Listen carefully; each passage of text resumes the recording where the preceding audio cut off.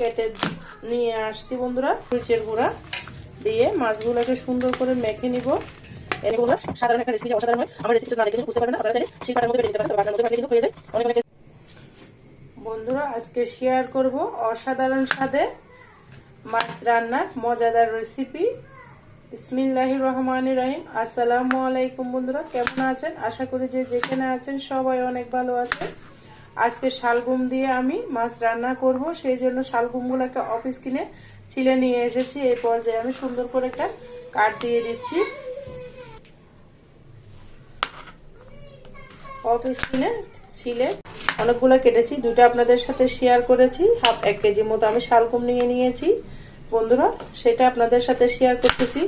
অসাধারণ স্বাদের আজকের রেসিপিটা, সাধারণ রেসিপি অসাধারণ হবে, এতটা টেস্টি, এতটা মজা।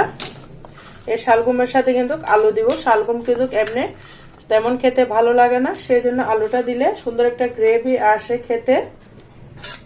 আর বন্ধুরা ভিডিওটা স্কিপ করবে না, স্কিপ করলে ভিডিওর কোনো অংশ বাদ পড়ে যাবে, সেই জন্য সম্পূর্ণ ভিডিও দেখার অনুরোধ রইল। আর কে কোথা থেকে আমার ভিডিওটি অন করেছেন ছোট্ট একটা কমেন্টসে বলবেন। আর শালগমটা আপনারা কিভাবে রান্না করো সেটাও বলবা। শালগম কিন্তু শীতকালে পাওয়া যায়, সারা বছর পাওয়া যায় না, সেই জন্য খাওয়া দরকার। যে কোনো সবজির মধ্যে কিন্তু প্রচুর পরিমাণে ভিটামিন থাকে, সেই জন্য সবজি কিন্তু স্বাস্থ্যের জন্য অনেক ভালো, বিভিন্ন ধরনের রোগ প্রতিরোধ ক্ষমতা বাড়ায়। এই পর্যায়ে আমি শালগম আর আলু একসাথে কেটে নিয়েছি, দেখতে পারতেছেন বন্ধুরা। অনেকগুলো শালগম কেটেছি। এই পর্যায়ে এটা ধুয়ে নিব আমি। এটার জন্য আমি একটা মশলা তৈরি করে নিচ্ছি, সেটার জন্য নিয়ে নিয়েছি রসুন, পেঁয়াজ কুচি, আদা কুচি, রসুন কুচি, তারপর নিয়ে নেব সামান্য পরিমাণ জিরা, আস্ত জিরা, তারপর নেব 2টা এলাচ। সবগুলো উপকরণ আমি বাটনার সাহায্যে বেটে একটা রেসিপি শেয়ার করতে যাচ্ছি। সম্পূর্ণ ভিডিও দেখতে থাকুন আমি কিভাবে রান্না করতেছি।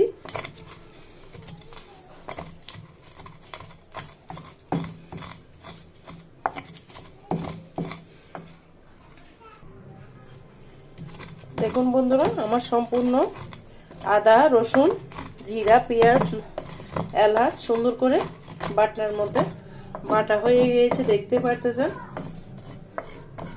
এই পর্যায়ে আমি রান্নার প্রসেসে চলে যাব।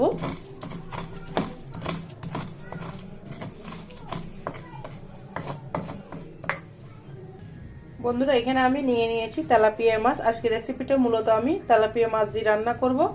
আপনারা চাইলে অন্য যে কোনো মাছ দিয়ে রান্না করে নিতে পারেন। দিয়ে দিলাম পরিমাণ মতো হলুদের গুঁড়া, তারপর দিলাম লবণ স্বাদ মতো, তারপর দিলাম হালকা মরিচ। তেলাপিয়া মাছ দিয়ে কিন্তু অসাধারণ একটা রেসিপি বানাবো। আপনারা চাইলে যে কোনো বড় মাছ দিয়ে রান্না করে নিতে পারেন। আমি তেলাপিয়া মাছ দিয়ে রান্না করতেছি। সুন্দর করে মেখে নিয়েছি। এই মাছটা রেস্টে রাখার দরকার নেই, আমি সোজা রান্না চলে যাব। দেখুন বন্ধুরা, আগে থেকে তেলটা আমি বসিয়ে দিয়েছি, মাছগুলো এক এক করে দিয়ে দিচ্ছি।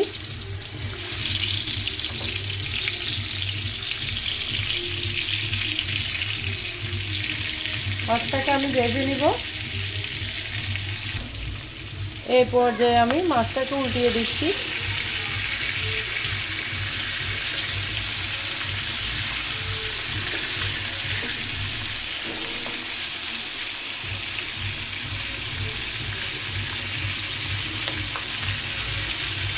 উল্টিয়ে ভেজে নেব বন্ধুরা।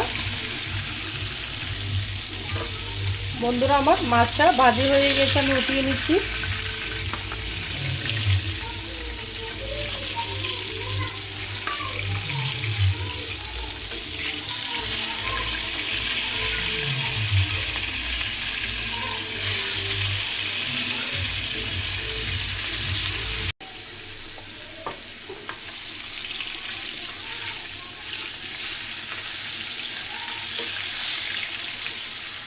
সম্পূর্ণ মাছ আমি ভেজে নিয়েছি। এই পর্যায়ে এখানে একটা পাতিল বসিয়ে দিয়েছি। মাছ ভাজে যে তেলটা ছিল সেটা দিয়ে দিলাম।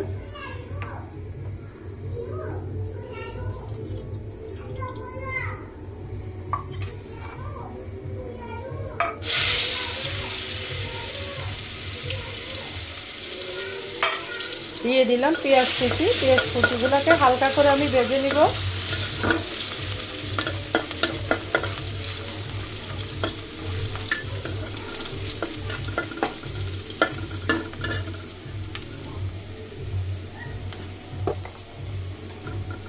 এই পর্যায়ে যে আদা রসুন জিরা বেটে রেখেছি সেটা দিয়ে দিলাম, সেটা দিয়েও ভেজে নিব।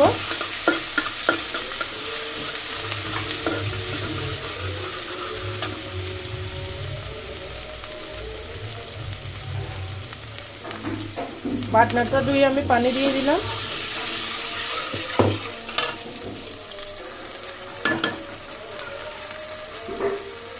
দিয়ে দিলাম স্বাদ মতো লবণ, হলুদের গুঁড়া,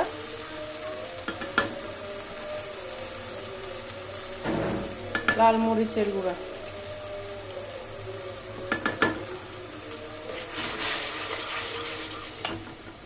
দিয়ে মশলাটাকে ভালো করে কষিয়ে নিব।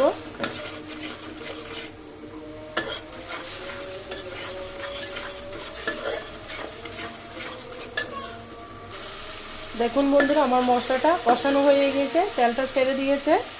এই পর্যায়ে আমি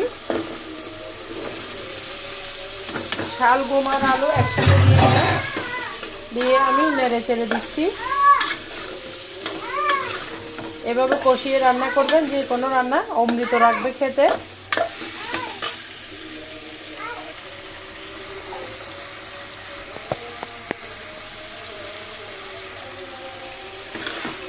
সুন্দর করে আমি নেড়ে চেড়ে দিচ্ছি।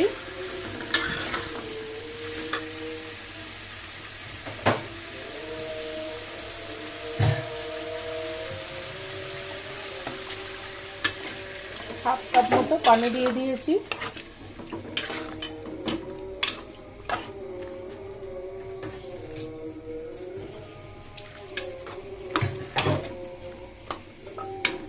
ঢাকনা দিয়ে ঢেকে দিলাম। 5 মিনিট পরে ফিরে আসতেছি। বন্ধুরা 5-7 মিনিট পরে ফিরে এসেছি, দেখতে পারতেছেন। চুলার আগুনটা কিন্তু মিডিয়াম করে রেখেছি। এগুলোকে ভালো মতো সিদ্ধ করে নিতে হবে। শালগমটা একটু সিদ্ধ হতে অনেক সময় লাগে।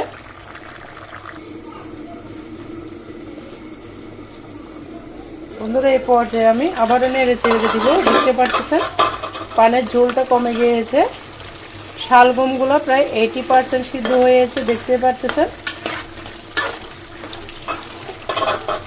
এই পর্যায়ে মাছগুলোকে আমি সুন্দর করে বিছিয়ে দেব।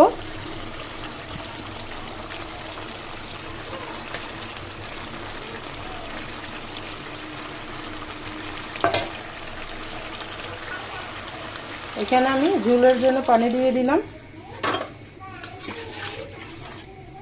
শালগমগুলো আর একটু সিদ্ধ হওয়া লাগবে। মাছগুলা কিন্তু মাখা মাখা করে রান্না করব, সেই জন্য আমি পানি দিয়েছি। চুলার আগুনটা বাড়িয়ে রেখেছি। এই পানির মধ্যে শালগমটা সিদ্ধ হয়ে মাখো মাখো হয়ে যাবে।